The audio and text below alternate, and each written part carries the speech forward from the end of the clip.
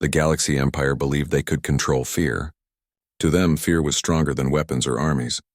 On one night, they showed their power in the cruelest way possible. The leaders of the Empire ordered a live broadcast across the galaxy. Every world, every city, and every space station connected to the Empire's network was forced to watch. And the screens came alive, and the scene was cold and dark. It showed a camp where millions of human prisoners of war were held. They were tired, weak, and chained together. Some looked hopeless, some whispered prayers, and some stared straight at the cameras with silent defiance. Then, without mercy, the Empire began the executions. Row after row of humans were slaughtered, while the galaxy watched. In one night, 7 million human lives were taken, and their deaths were shown as entertainment and warning. The Empire believed this act would break the will of Earth. They thought humans would see the horror and surrender. But they did not understand humanity. On Earth, people sat frozen as the images filled their homes. Families cried out in pain when they saw their loved ones killed. Children screamed and covered their faces while parents tried to comfort them with shaking arms. In military bases, soldiers clenched their fists and shouted in rage. Across cities, people poured into the streets in shock, grief, and anger. The Empire had made a terrible mistake. And Captain Daniel Carter sat in the operations room of a space defense base in orbit around Earth. His jaw tightened as the broadcast played. He had lost crew members during the war, but this was different. This was not a battle, not an accident of war. This was murder, planned and displayed with pride. Daniel looked at his officers. Some were crying, others shaking with anger, and all of them stared at him for direction. He said nothing at first. Then his voice came low and steady. "They think this will break us." "They are wrong." In New York City, Laura Mitchell, a strategist for the United Earth Council, watched with her family. Her younger brother had been captured months earlier, and now she feared he was among the dead. Her mother wept silently while her father held her hand tightly. Laura felt her own tears fall, but her mind was already working. She whispered, "This is not the end. This is the beginning." Her words carried a promise that she would not let this crime be forgotten. In a quiet office in Washington, young diplomat Ethan Brooks watched the broadcast alone. His face was pale and his hands shook. He had believed in peace talks once, in dialogue with the Empire. But as he saw the massacre, his belief collapsed. He realized that there could be no peace with rulers who treated human lives as nothing. For the first time, he understood what many had been saying. The Empire would never stop unless they were forced to. Since and around the world, ordinary people gathered. In London, thousands lit candles in silence, their lights shining against the night sky. In Tokyo, people stood together in the streets, holding hands as they wept. In Cairo, in Rio, in Sydney, in Moscow, and in every city across Earth, vigils rose like flames of unity. Grief filled the air, but so did anger. Humanity, divided by many things in the past, now stood together as one. And the broadcast spread not only across Earth, but across alien worlds too. Many alien species had lived under the Empire's rule for centuries. They had been forced to bow, to pay tribute, and to watch their own people suffer. When they saw what the Empire did to humans, some whispered with fear, but others felt a spark of courage. If humans could endure this, maybe there was hope. Maybe the Empire was not as unshakable as it claimed to be. Back on Earth, the United Earth Council called an emergency meeting. Leaders of every nation appeared on secure screens. The room was filled with anger, grief, and determination. General Rachel Morgan, a respected commander who had fought in many battles, stood and faced them. She said, "We have seen their crime. They think we are weak. They think we will kneel. But we are human. We will not kneel. We will not forget. We will not forgive." Her voice carried across the council chamber, and for the first time there was no disagreement. Every leader nodded. For the first time in history, all of humanity stood on the same side. And factories across Earth began to shift production. Workers who once built machines for farming or transport now built weapons and ships. Engineers worked day and night, pouring all their knowledge into designs that could match the Empire's fleets. Scientists opened projects once locked away, projects too dangerous in peaceful times but now necessary for survival. Students volunteered, old veterans returned to service, and families prepared for sacrifice. Humanity had been struck with unbearable pain, but the pain was turning into fire. Captain Daniel Carter visited his soldiers after the broadcast ended. They stood in silence, still shaken by what they had seen. He told them, "I know your hearts are heavy. I know you are angry. But do not let this destroy you. Let it make you stronger. Remember their faces. Remember their courage. We fight not just for ourselves, but for them." His words spread through the ranks, and soldiers repeated them to one another, carrying the strength forward. Laura Mitchell met with other strategists, and they studied the Empire's movements. They knew the enemy was powerful, but power did not make them invincible. Laura reminded them, "They believe they showed us fear. What they showed us is their cruelty, and cruelty makes enemies. We are not alone. Others will see this and rise." She was right. In the days that followed, messages began to arrive secretly from alien worlds. Small groups were ready to resist the Empire, inspired by human suffering and human courage. Now Nathan Brooks wrote the first draft of a declaration. He wrote in plain words so every human could understand. The Empire had committed genocide. He proposed that Earth must not only fight for survival, but declared to the galaxy that this crime would never be accepted. His draft spread quickly, and soon leaders agreed to his words. It was no longer just a war. It was a fight for justice, a fight against extinction, and a fight for freedom. In the weeks after the broadcast, the Empire expected silence from Earth. They expected fear. But instead, the opposite happened. Recruitment for the military surged. Young men and women lined up to serve. Communities supported one another. Even old divisions of politics and belief began to fade, replaced by the common cause of survival. Humanity had never been so united. The Empire had thought they ended human hope, but they had created something far more dangerous: human resolve.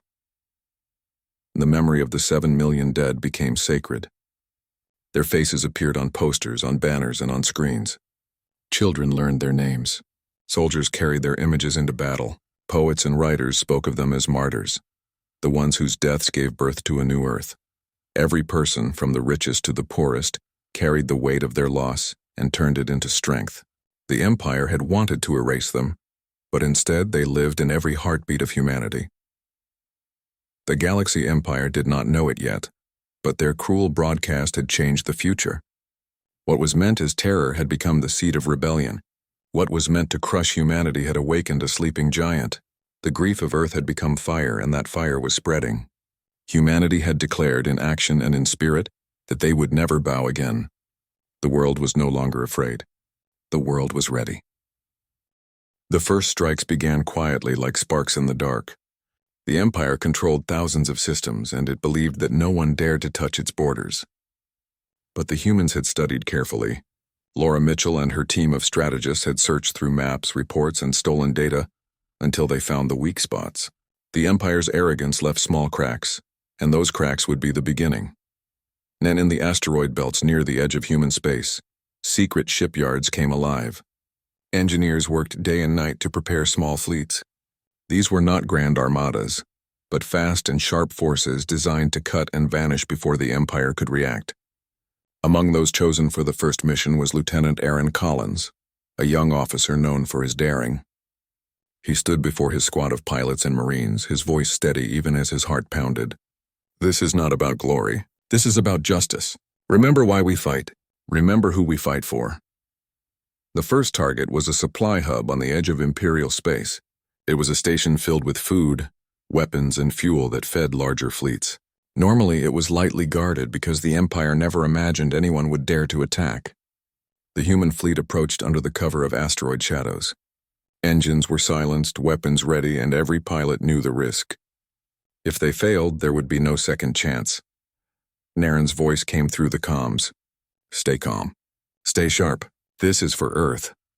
Then the human ships burst from hiding, lasers flashing in the dark. The station alarm screamed as Marines stormed in. The fight was quick but brutal. Human soldiers moved with precision, every step fueled by anger and memory. When the last guard fell, Aaron looked around at his team. "Secure the supplies. Destroy the rest. Leave nothing for the Empire." Explosions lit the void as the supply hub burned.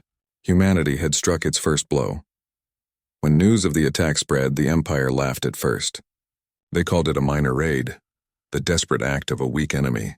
But when more outposts began to fall, the laughter stopped. The humans did not wait. Strike after strike hit the edges of Imperial space. Fuel depots, weapon factories, and communication relays went dark. Every attack was fast, sharp, and gone before the Empire could respond. Indian Megan Turner was one of the new fighter pilots. She was young, but her courage pushed her beyond fear. In her first mission, her squad was outnumbered 2-1 by Imperial fighters. Her voice came steady over the comms. "We don't give up. Not now, not ever." She pushed her fighter past its limits, diving through enemy fire, her ship shaking but her aim true. When the battle ended, her squad had survived and the Imperial fighters were gone. Her name spread quickly among the fleets, a symbol of human determination. And each victory was small, but together they became a storm. The Empire had expected humans to hide, to surrender. Instead, they fought with fury. What shocked the galaxy was not only their success, but their refusal to stop. Every time a human ship was destroyed, 10 more seemed to rise. Every time a soldier fell, another stepped forward. Humanity was bleeding, but it was not breaking. The Empire tried to crush the strikes with larger fleets, but human tactics were different. They did not fight on the Empire's terms. They fought with ambushes, with traps, with sudden strikes and fast retreats. They learned quickly, adapting in ways the Empire never expected. Laura Mitchell watched each battle report and adjusted the plans. She told her team, "We cannot match their numbers, but we do not need to. We only need to remind them that we are everywhere and we will never stop." Aninane's battles raged. Word began to spread to other species. Aliens who had suffered under the Empire's cruelty watched closely. They had been afraid for centuries, too weak to rise. But the humans were showing something new. The humans had suffered a genocide, yet they did not bow. They fought harder. On hidden worlds, whispers grew. If humans could stand, perhaps others could too. On one such world, a small alien resistance leader watched the human strikes with wide eyes. He said to his people, "The humans fight with fire.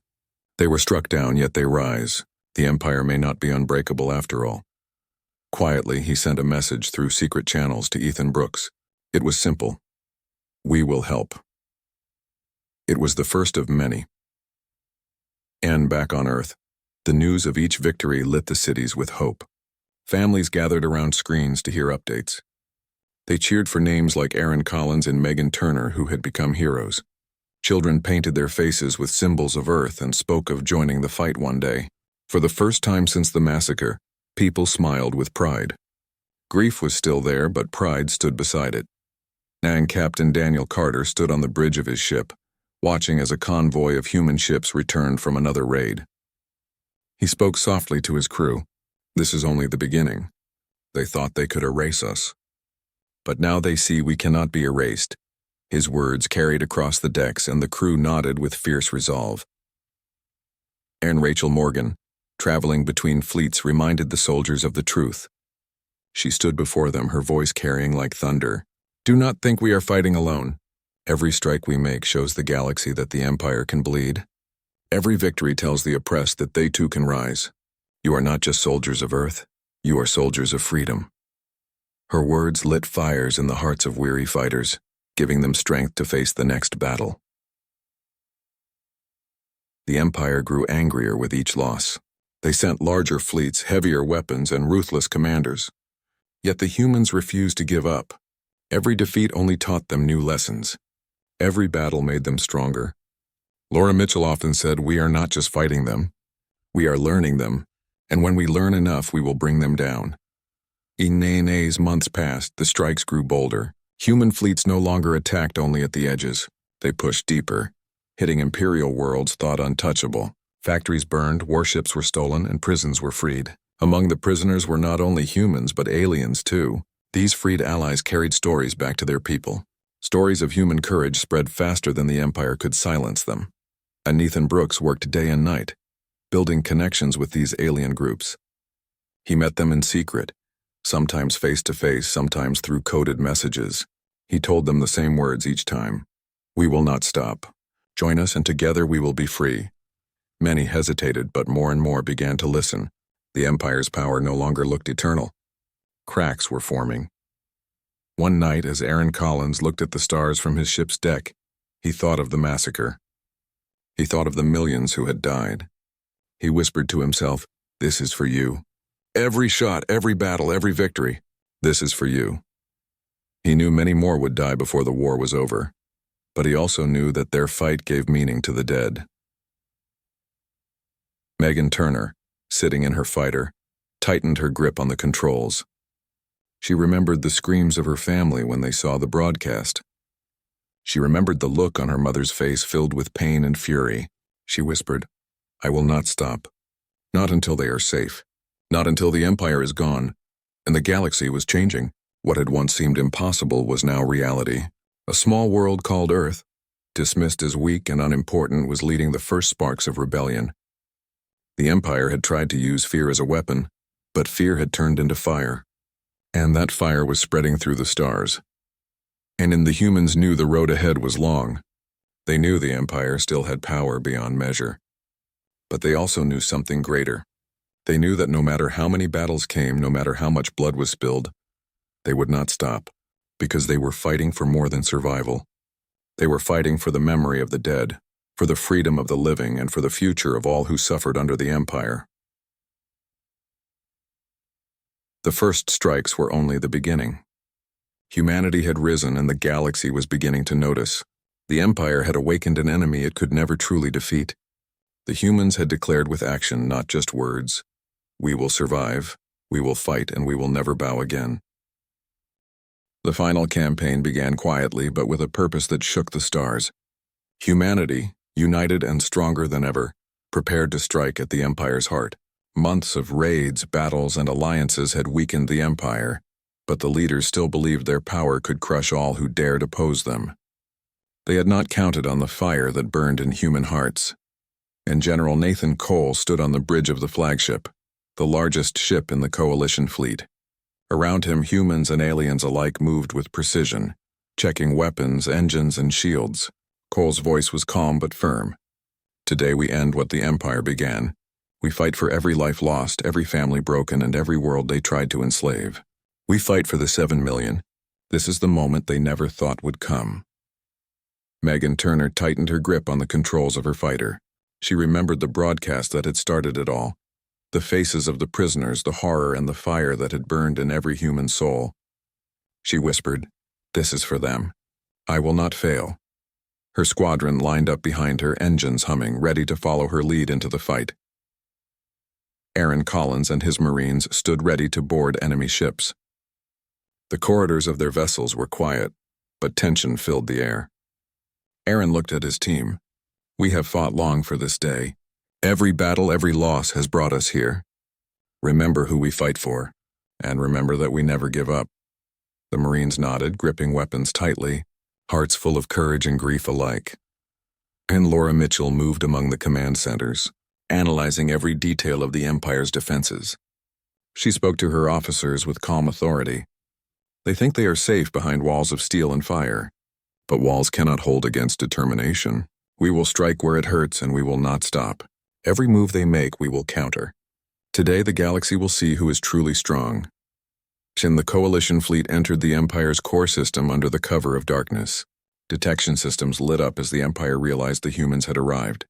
Alarm sirens blared across their palaces and fortresses. The leaders of the Empire, once proud and confident, now stared in disbelief at the fleet that had somehow penetrated their defenses. For the first time, fear touched their hearts. The first battle erupted in orbit around the Empire's capital. Laser fire streaked through space, explosions lit the void, and ships collided in the chaos of war. Megan Turner led her squadron with skill, weaving through enemy fire and taking down larger ships with precise strikes. Her fighters were nimble and daring, outsmarting the slower, heavier vessels of the Empire. Each victory lifted the spirits of the Coalition. Aaron Collins and his Marines boarded a massive warship. They moved silently through the corridors, disabling weapons, freeing prisoners, and turning the ship's firepower against the enemy. The battle inside the ship was fierce, but the Marines fought with determination born of loss and anger.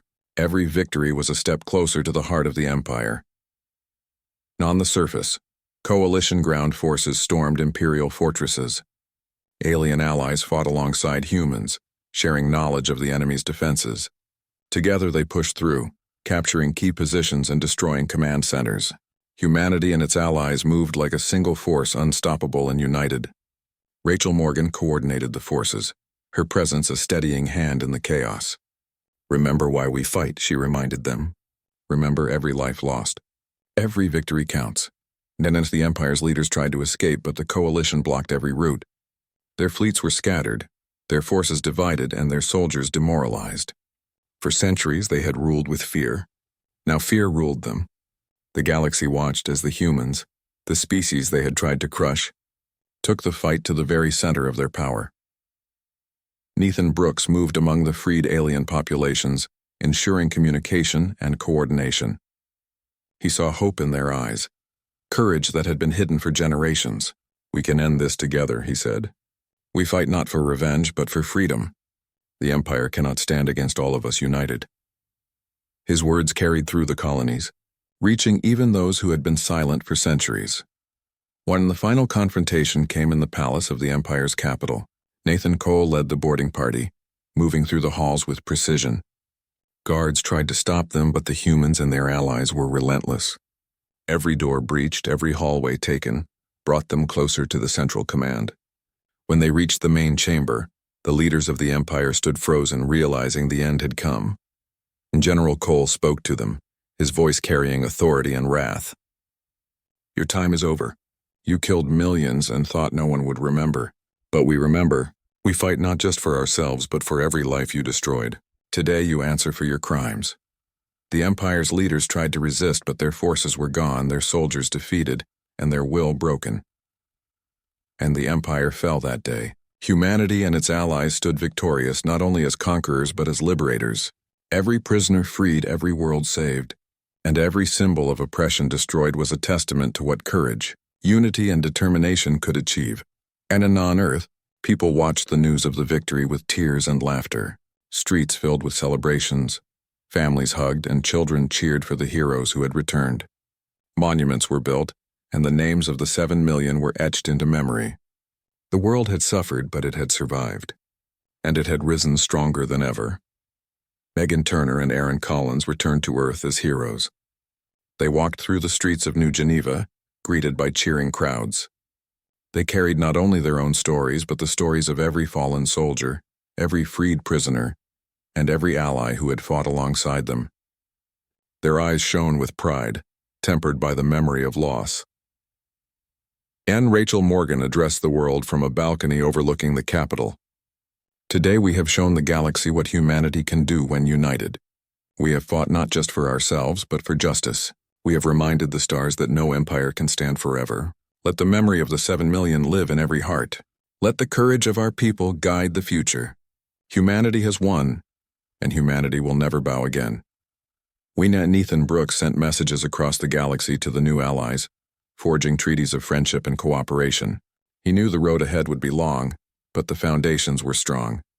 Humanity had proven itself not only capable of surviving, but of leading a coalition that could change the fate of the galaxy. Captain Daniel Carter stood once more on his flagship. He looked at the stars, silent and calm. We have done what they thought impossible, he said. We have turned grief into power, sorrow into strength, and we will carry this forward. Humanity will never forget, and the galaxy will never forget. The victory was complete, but it was not the end. Humanity now held a new place among the stars, a world that had survived genocide and emerged stronger than any empire. The galaxy had learned a lesson it would never forget. Humans might endure suffering, but when pushed to the edge, they would rise, united and unstoppable. The fallen were honored, their names remembered, their lives a spark that had ignited a fire across the stars. And humanity, once underestimated, now stood as a force that no empire, no matter how cruel, could ever erase. They had turned tragedy into triumph, and from that, the news of the massacre spread like wildfire across Earth.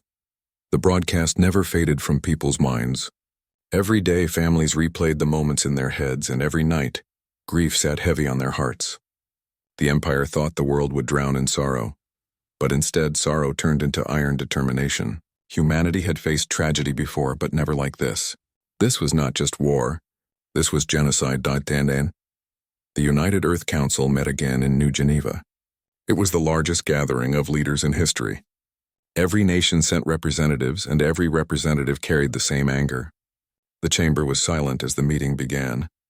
Each leader had already seen the faces of the 7 million who had died. No one needed to be reminded of the crime. They only needed to decide how humanity would respond. At the center of the chamber, General Rachel Morgan stood tall. Her uniform was neat, but her eyes showed the weight of many battles. She looked around the room, taking in the leaders of Earth, and spoke in a clear voice. We all know what has been done to our people. We all saw it. We all felt it. The Empire believes they broke us, but they did not. We are not broken. We are united. She paused, letting the silence settle before she continued. This was not just murder. It was an attempt to erase us. This is genocide, and we cannot remain silent. We must declare it to the galaxy. We must fight, not only for ourselves, but for the memory of those who died. If we do nothing, their deaths mean nothing. If we fight, their sacrifice becomes our strength. Her words struck deep. Around the chamber, heads nodded slowly, then firmly. The decision was made. Humanity would stand together. Humanity would fight. Tien and the council worked for days to draft the declaration. Ethan Brooks, the young diplomat who had watched the broadcast alone, wrote the first words. His writing was simple, without grand speeches, but it carried power.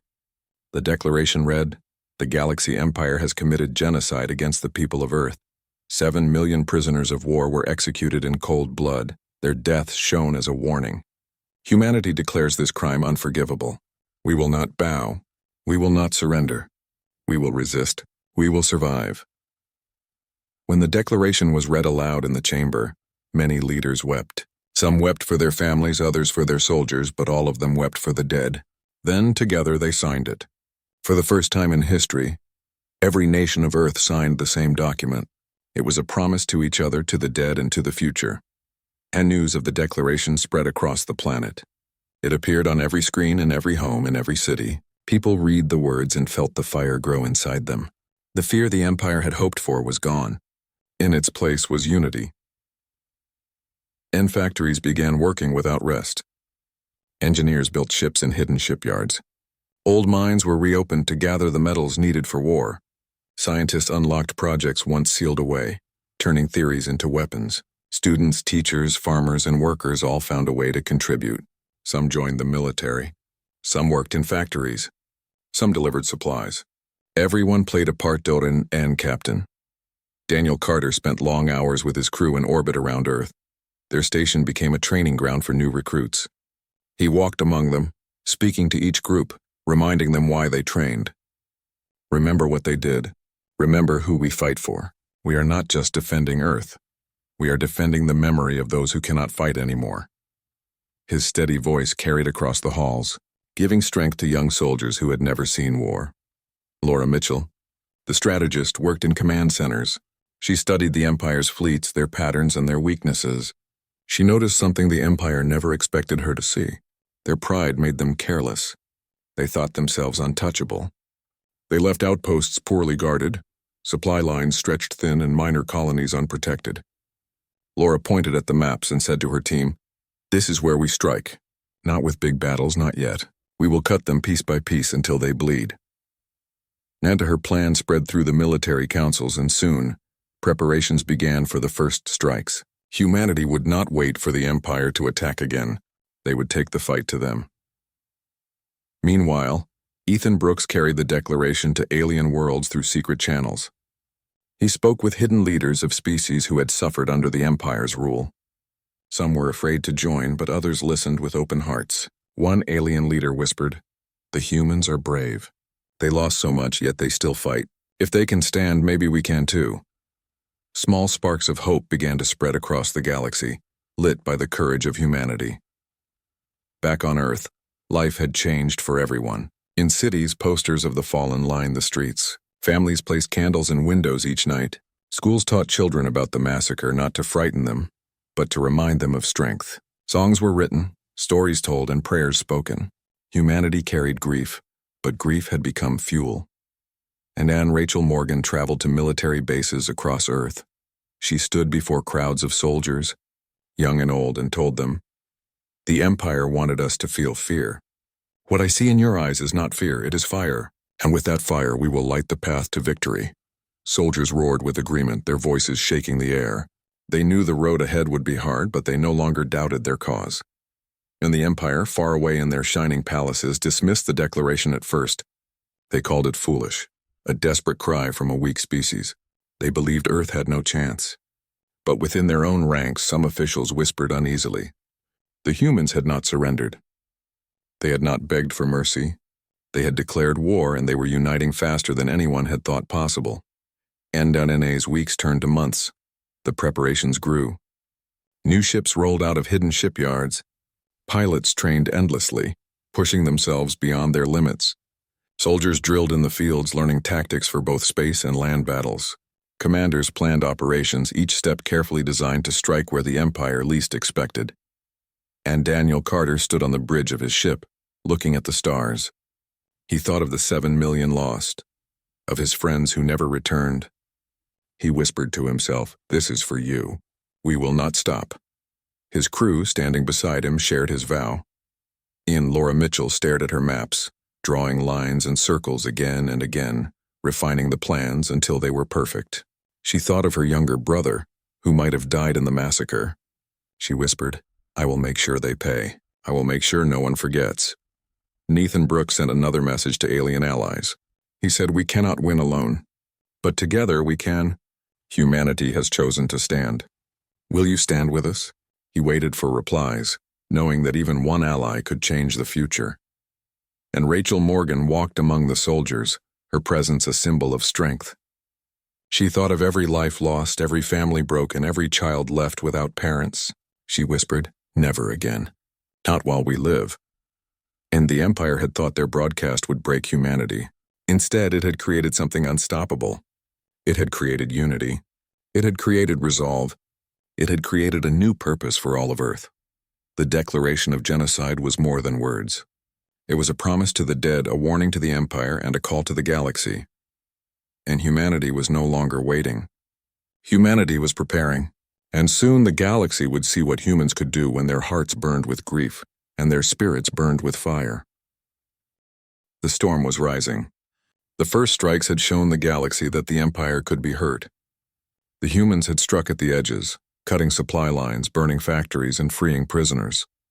At first, the Empire tried to dismiss it, but as the raids grew bolder, they could no longer ignore the truth.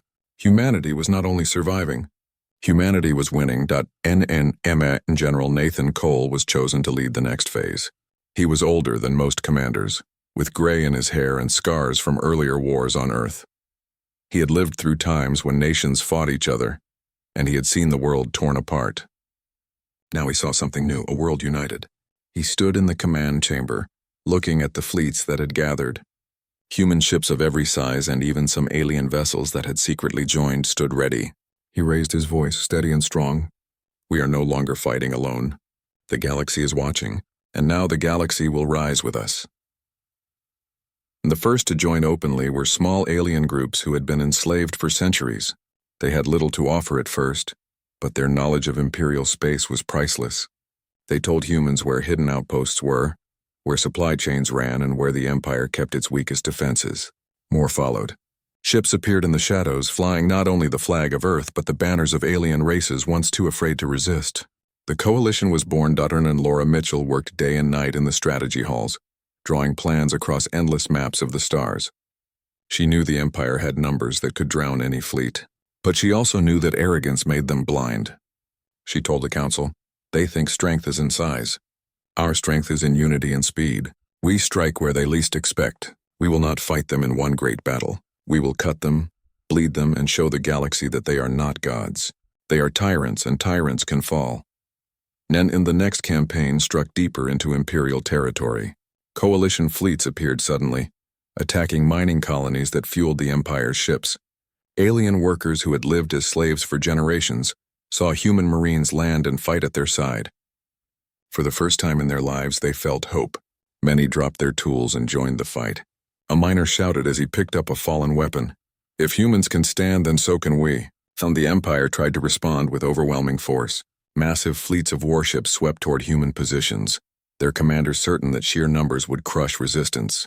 But the humans did not fight like the Empire. They refused to stand still.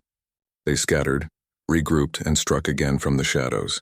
Megan Turner led her squadron through one such battle, weaving through enemy fire with impossible skill. Her squad destroyed twice their number and escaped without a loss.